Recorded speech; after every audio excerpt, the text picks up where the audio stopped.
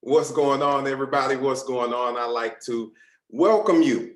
If you're here for the first time, glad you're here. If you're returning, glad you're returning.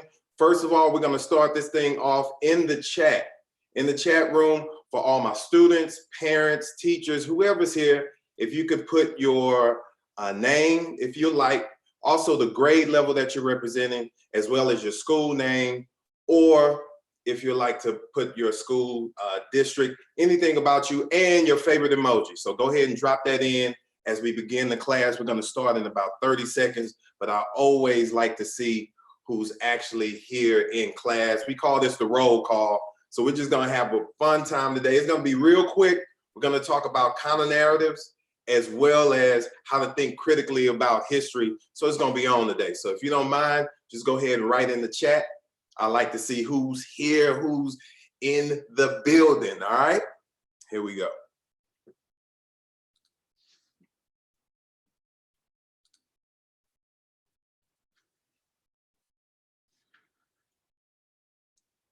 All right.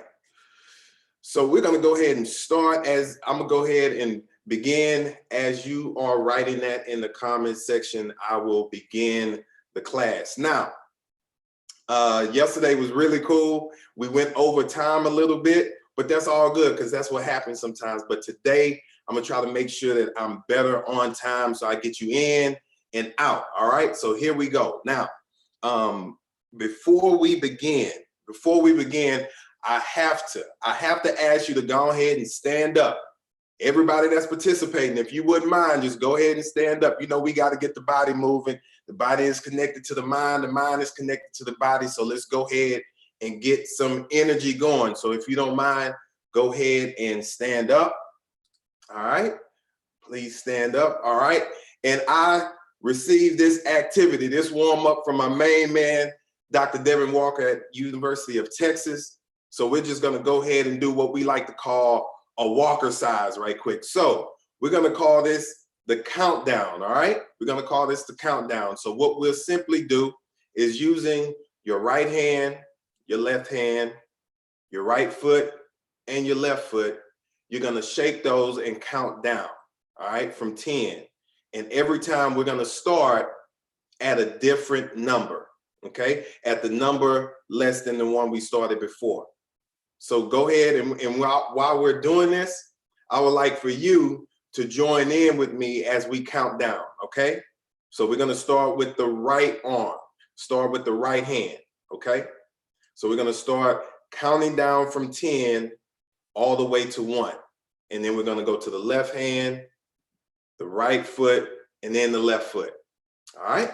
So here we go. So 10, 9, 8, 7, 6, 5, 4, 3, 2, 1.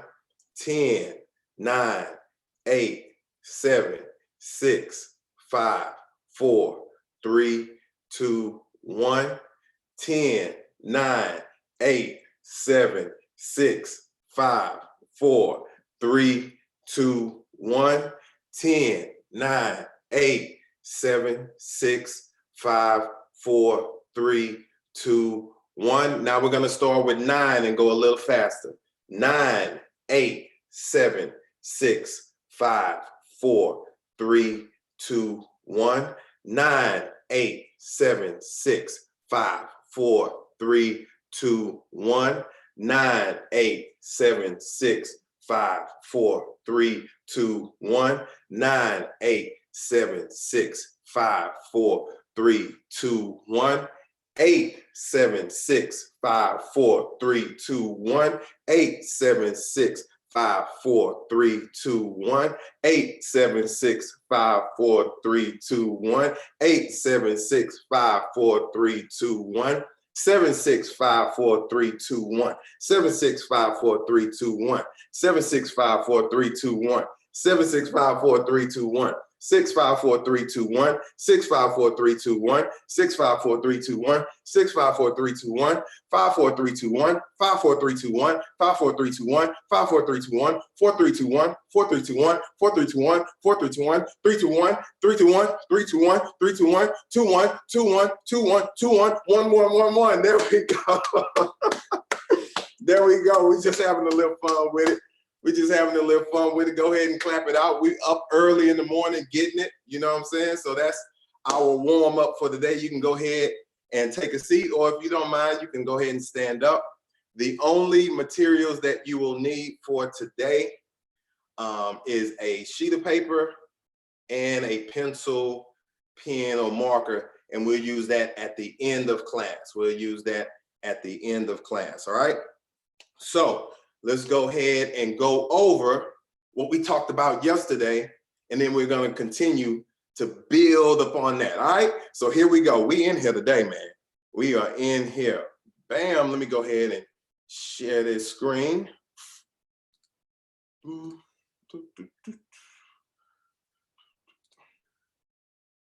There we go. Okay. So with this course, again, social studies, the fundamentals, all right? Second session, here we go. So yesterday we talked about the major concepts and ideas of the class. And one of those included the concept of power, right? And how power, what we think of power. Now, power can be physical strength. Power and being strong can be physical, and it also can be something that you do by yourself. It can be something that you do individually, right? But we also talked about power being something that you use with your mind, power with your brain, power with your intellect and how you think.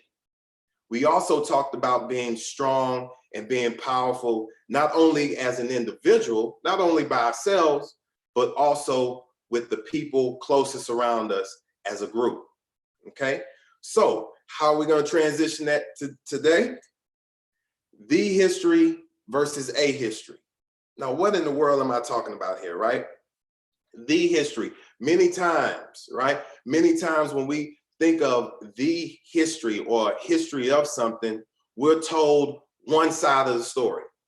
And we know that many times there's different sides of the story. You ever get into it with your brother or sister or friend and you have different sides of the story?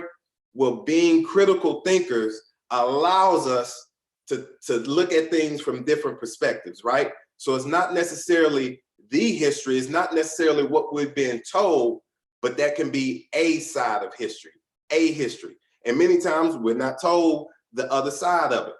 So let's do a real quick practice. We're gonna do an activity right quick. All you need to do is focus and pay attention to the screen, all right? So here we go. First things up, this is what I would like for you to do.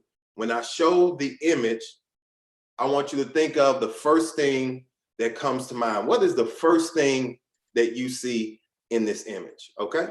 Here we go.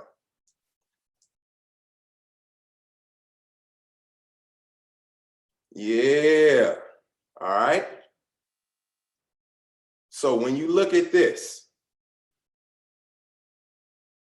when you take a step back and you're looking at it, do you see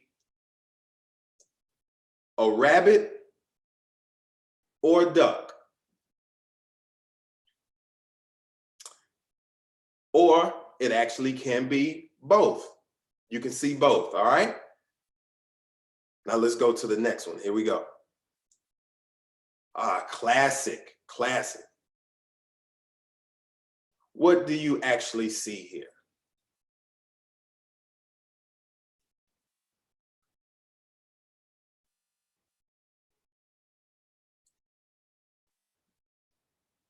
You can point it out. Go ahead. If you see something, you can point to it.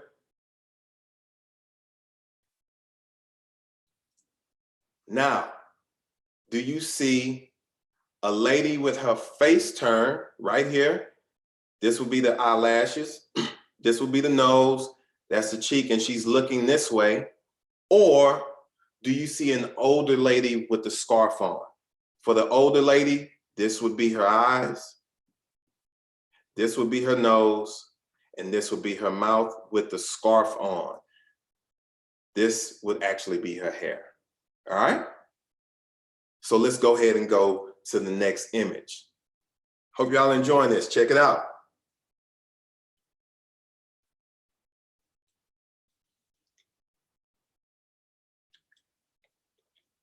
All right, so with this image, do you see a face or someone in a coat? So let's go through the face first. If you saw a face, this would be the eyes, eyebrows, nose, mouth, right? And the hair. But if you saw someone in a coat, this would be the coat, right? Even with the mittens on and the gloves on right here.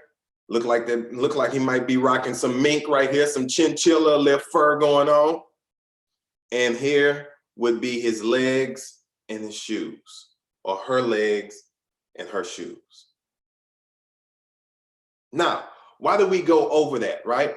Because many times we want to look not at how history is usually thought of.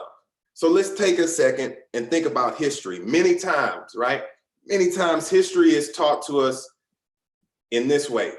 We learn about presidents, we learn about wars, and we learn about separate events, right? We can even learn about quote unquote special people. So this is how history is usually taught. But in this class, we want to dig and extract more than what's placed before us, right?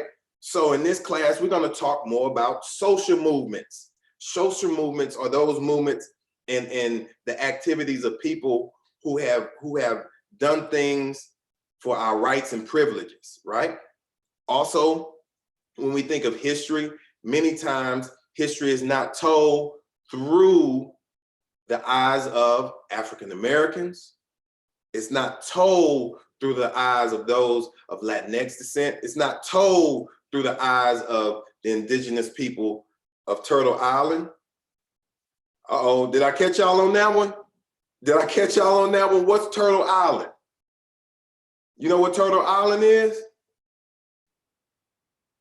That's something you're gonna have to research on your own, okay? Remember, self-education is the best education. This is just the floor, not the ceiling. After this class, take a look, search and Google what Turtle Island is. All right, so let's keep going. Wait till the end of class for that one. Also, a lot of times history ignores the role that young people, you yourself, the role that young people have played in history. And it many times doesn't talk about history as a continuous story. These aren't just separate events, but this is a continuous story. Now, let's get back. Let's bring it back in right quick. Let's bring it back in right quick. We're moving and grooving today. All right.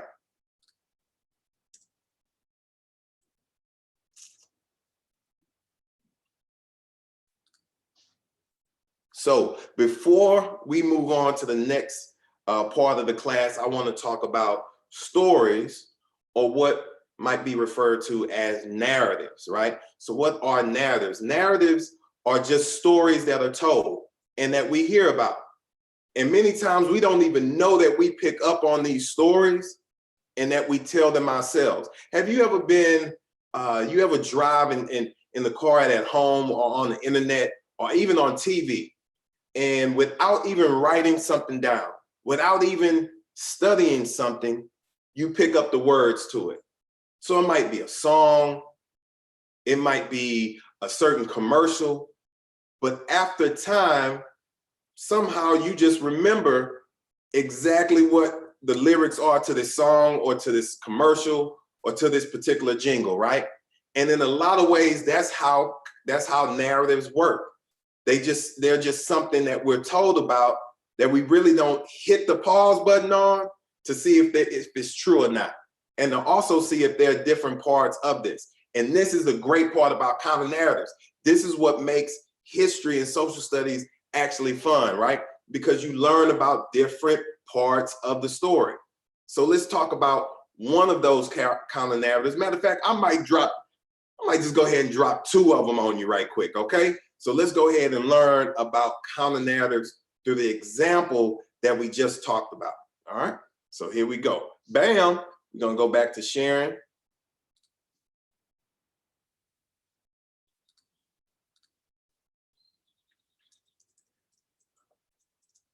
Now, when we think of the history or the story or the narrative of Rosa Parks, many times we are told that Rosa Parks was an older lady who, at the time, the Montgomery bus boycott actually was one of the major events within the civil rights movement. and that she got on the bus. She was sitting in the white only section. She was told to move. She said, not having it, staying here. She ended up becoming jailed, and then henceforth, the Montgomery bus boycott happened. Now, some aspects of that story may be correct, right? She was on the bus that day. However, this is where counter narratives, this is the importance of counter narratives right here, right? So, first of all, Rosa Parks was actually in what was considered the colored section at the time, and she was told to move again, all right? But also many times the way this story or narrative is told is that she was just this older woman and this was something that she decided that day. But let's go deeper. Let's go deeper into this. Let's think critically about history. So here we go. Boom, what's this? This is actually the Highlander Folk School in Tennessee. And if you look closely right here, you'll see Rosa Parks in the polka dot dress right here. Look like it might have been a long meeting. Look like she's ready to head out and get something to eat right now. But this was the Highlander Folk School. And at this school, you had not just an individual, but what we talked about earlier, right? You had a group of people who would get together and strategize different ways so that all Americans can receive their rights and privileges, right? So here in the Highlander Folk School in Tennessee, you have Rosa Parks as well as a group of people working really hard trying to figure this thing out, right? Trying to end segregation, trying to end racism, trying to become equal to all citizens here in the United States. But check this out. Not only was our homie Rosa Parks there,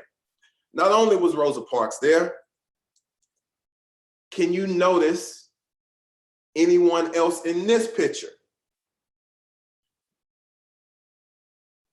That's right, that's right. If you notice, if you take a look over here, you have Dr. Martin Luther King Jr. as well, right? You have Dr. Martin Luther King Jr. as well. And so here, this was something that people got together and thought, right? It wasn't just an action that they did, but they actually got together as a group and thought and strategized of different ways to make the world better. Now we're gonna go a little bit deeper into this story, right? So not only that, and that's a counter narrative, because a lot of times we're not told about that. Stay with me, here we go. Claudette Colvin. Now, who is Claudette Colvin? Have we heard her name anywhere? Does she appear in our history books? Does she appear in social studies books? Many times she doesn't, but that's why we're here, right? So when you think of it, Claudette Colvin, 9 months earlier than Rosa Parks, actually did the same action. She refused to give up her seat on the bus. However, for several reasons, Claudette was not selected to be the face, to be the leader, to be one of those put out in front of the civil rights movement. For several reasons, here we go. Reason one, she was a teenager, right? So let's talk more about how young people play a role in history. This is amazing. She was a teenager. She was only 15 years old when she decided that she was not gonna give up her seat, right? So one, they didn't want to put the movement behind her as the face because she's a teenager, and the narrative, right, the story about teenagers is that they don't listen anyway. They're rebellious anyway. Two, not only was she a teenager, but Claudette at the time was pregnant with a baby, right? So you have a 15-year-old that's also pregnant. And even the bad stigma that society might put on a girl, on a woman during that time, and even now of being pregnant, they did not want to put their support behind her. And then third, let's just drop it here. Third, if you wouldn't mind, just take a look at both Rosa Parks and Claudette Colvin. Just take a look at them. And not, without thinking too deep, what differences do you see with both of these individuals? What differences do you see with both of these individuals? I'll go ahead and give you a second.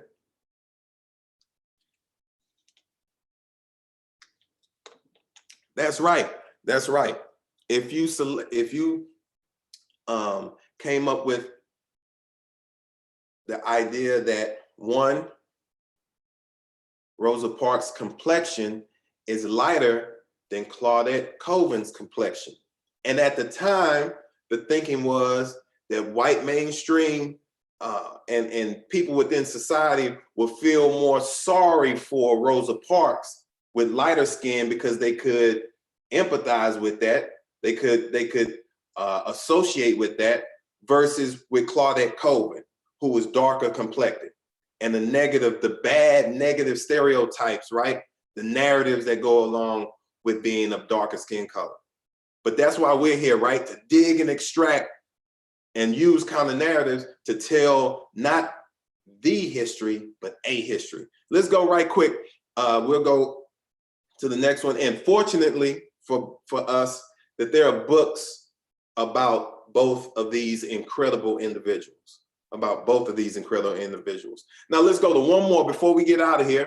Before we get out of here and go to our activity and wrap up the class for today, we're going to talk about Rosie the Riveter. Now, what is riveter? What is a riveter?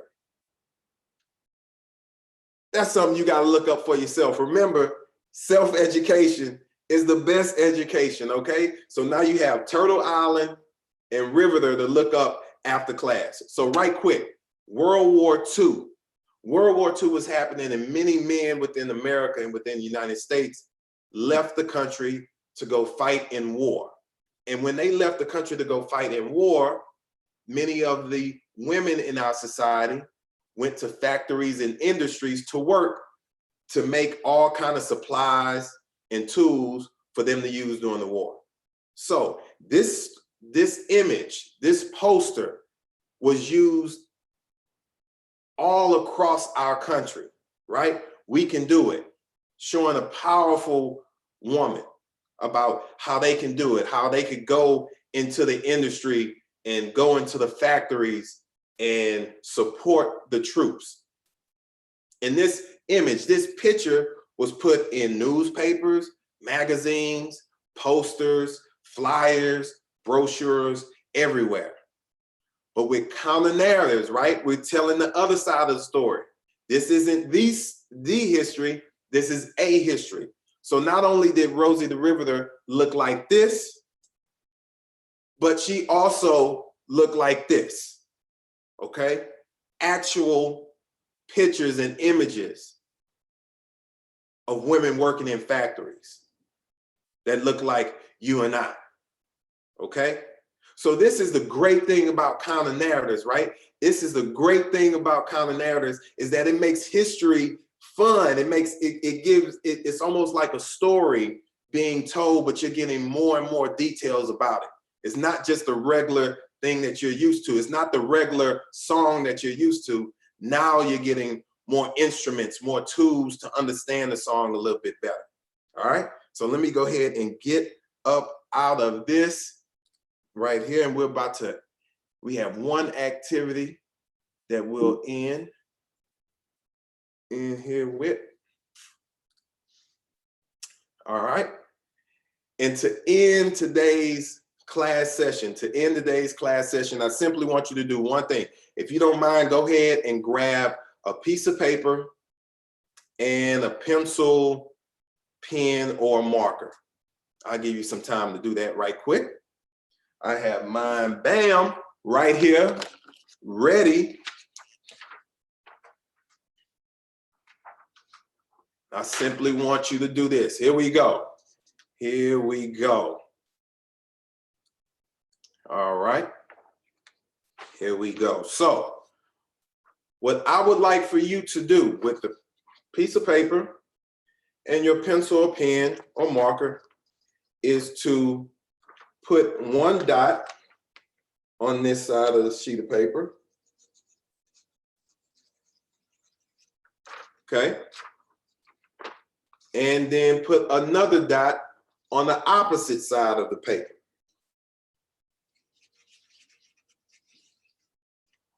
Okay, so you have here and here. Bam, there we go. All right. Now, all I would like you to do is simply connect both dots. How would you connect both dots? What's the fastest way, or what's any way that you would use to connect these dots? I'll give you a couple of seconds to go ahead and do it how you'll like to do it, and then we'll come back and talk after about 10 seconds.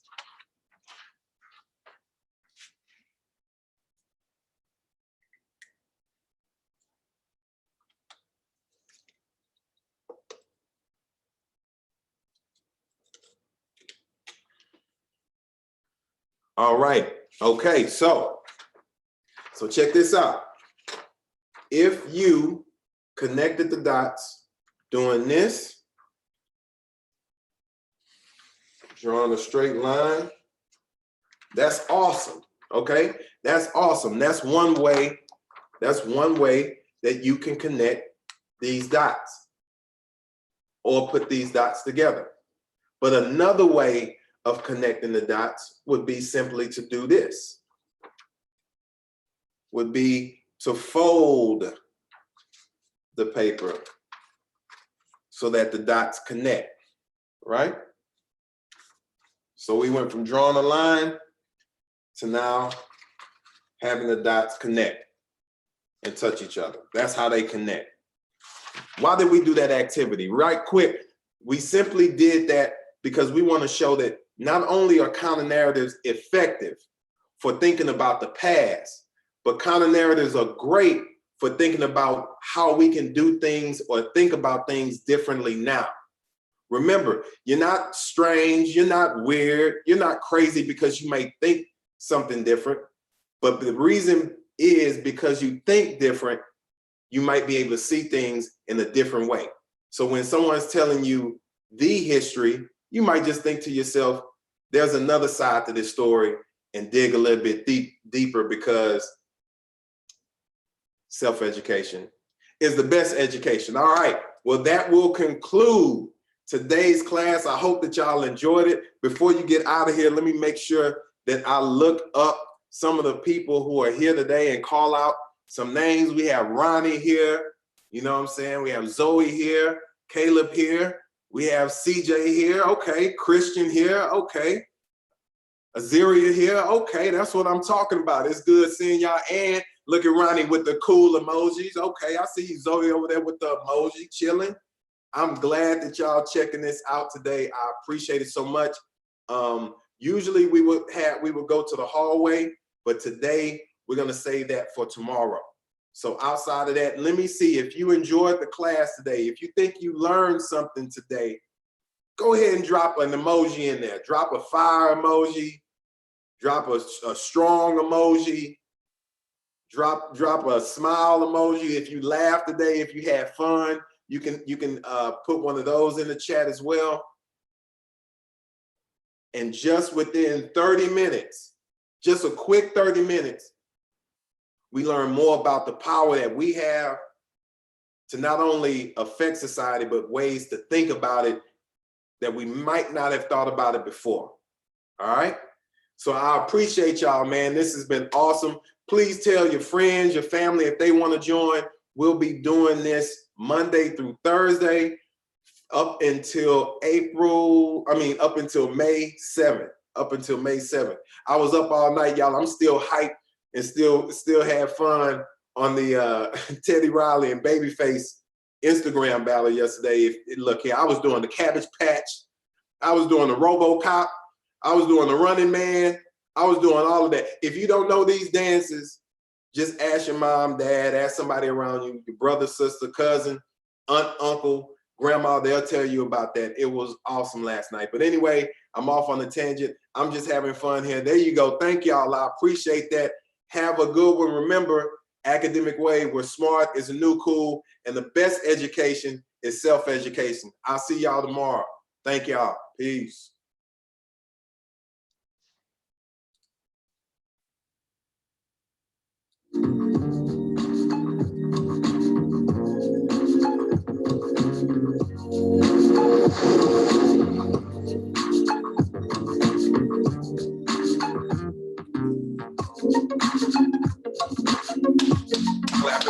it up. Good class today, y'all. Great class today. Can't wait to see y'all tomorrow. We're gonna learn even more. We just getting started. We are just getting started, y'all.